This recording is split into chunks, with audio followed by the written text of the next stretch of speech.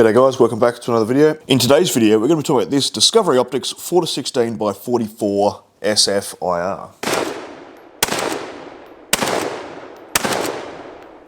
Now, I've done videos on DiscoveryOptics before. I have a DiscoveryOptics on my 22-250. Fantastic scope, I absolutely love it. For the price, it's probably one of the better optics you're going to find on the market, and it actually even beat my Vortex stuff, so it's actually pretty good quality gear. Now, full disclosure, obviously they sent me that first one for free. They also sent me this one for free, just so you're tracking. Now, when they offered to send me a second one, I was like, oh, well, you know, I've already bloody got one. And they said it was a different scope, and then I thought, well, you know, I do actually need a good scope to test rifles with, for accuracy testing, and instead of ripping something else off another rifle, I would like to have, you know, a dedicated scope that I know is good, that I can use for my accuracy testing when I'm testing things like, you know, the Reka Stockade coming up, and there's a new Warwick coming out this year, just in case you guys were not tracking. So rifles like that, when I go to accuracy test them, I want to have the same scope, so that way I can actually see if the rifle is accurate or not, and not just, you know, the scope itself, because I've kind of throwing things on there. When I do the Warwick, I had a 4 times, it was a loophole 1 to 4, you know, obviously, and that's not the best for shooting accurately and trying to get small groups, so that was kind of one of the reasons why I didn't do accuracy testing with that rifle, because I didn't have a bloody scope to go on it that was up to standard. Anyway, that's enough yabbering about why the bloody hell I've got this. Let's crack open this box. Now, it's, you know, it's a nice box. I'm sure some of you will get something out of that. So a nice big bit of foam on top. Right, we have tickets for inspections. So visual inspections, test with equipment, that's some other bloody shit. But that's cool, I put that in there to show you they actually are checking this shit before they send it out. You get a free chamois, that's cool. You get this little card here. So this tells you all the specifications of the scope. So, you know, model LHD NV 4-16x44 SFIR, first focal plane, magnification 4-16. Focal plane first, so it's double tapping a few things here. Field of view, so it's 30 feet or 9.1 meters to 7.3 feet, 2.2 meters at 100 yards. That's depending on the zoom, obviously. Yeah, exit pupil is 11.1 to 2.7 millimeters. That tells you how much light is actually transmitting through the scope. The eye relief is 3.5 inches to 3.5 inches. And obviously that's at different range. So the eye box on this is actually pretty good, because some cheaper scopes will change its eye box. When you zoom in and zoom out, you've got to change the position of your head to get a correct image. Whereas if this says 3.5 and 3.5 centimeters, that says they're 8.8 centimeters at 4 power and 8.9 centimeters at 16 power. So that's an incredibly good eye box. Obviously, I'm going to check that out and test and see if that is actually a thing, but this is what they're saying on here, that it does have a good eye box. So that's pretty good. The click value is 1/4 MOA. You have total of 90 MOA adjustment in elevation and windage. The objective lens size is 44. The tube size is 30 mil. The full length is 13.9 inches or 352 millimeters. Its weight, now it is pretty heavy, 26.7 ounces or 758 grams. That's a honker for a 4-16, but some people don't mind carrying the extra weight. I personally do, so this for me wouldn't be a hunting scope, because I like light scopes with hunting guns. But for target, for me, that'd be perfectly fine. Illuminated, yes. Shockproof, yes. Waterproof, yes. Fogproof, yes. And nitrogen filled, yes. And then we have the instruction manual here, which I've said this before about DiscoveryOptics stuff.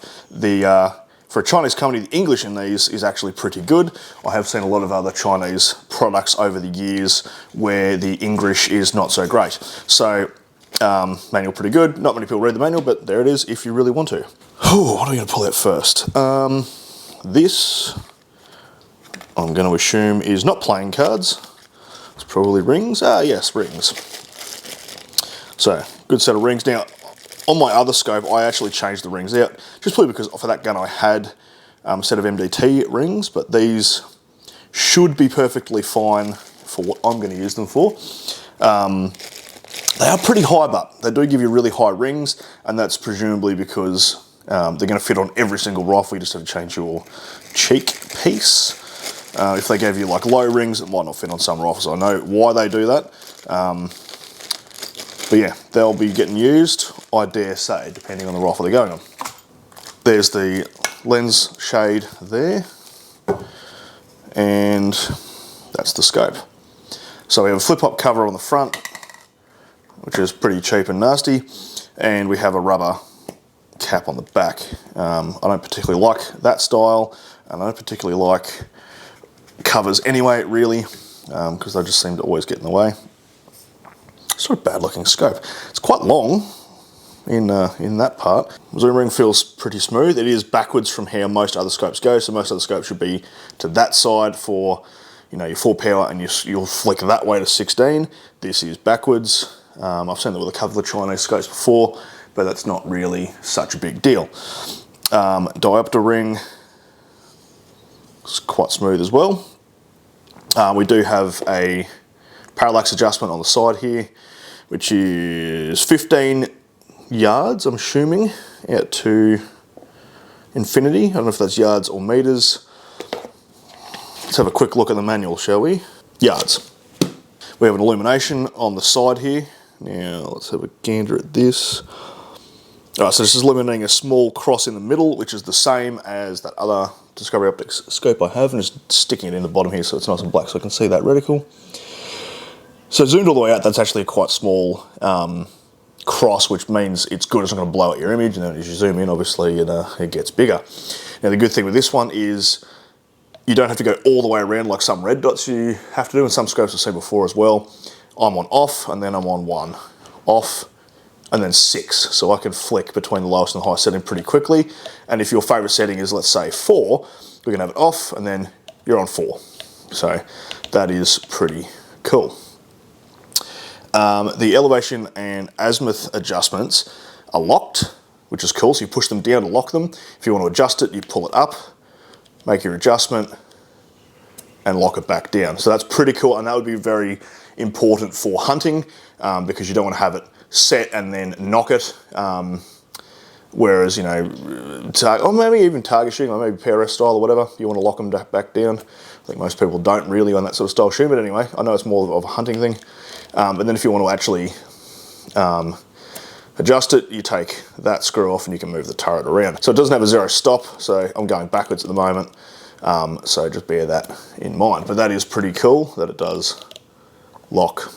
All right, so obviously I'm going to test all the eye relief and eye box and all that sort of stuff when I actually do the review. But as for unboxing, there you go. That is the DiscoveryOptics 4-16. It looks like it will fit the bill quite nicely. I feel like I'm going to be able to get some good accuracy out of this, and that will be my nice test rig that can go on and off multiple rifles as we go into the future this year with a lot more rifle testing. So I hope you got something out of that. I know it was short and sharp and to the point, but I'm trying to be more brief these days and less crapping on. So I hope you got something out of that. I'll see you next video, and hooroo.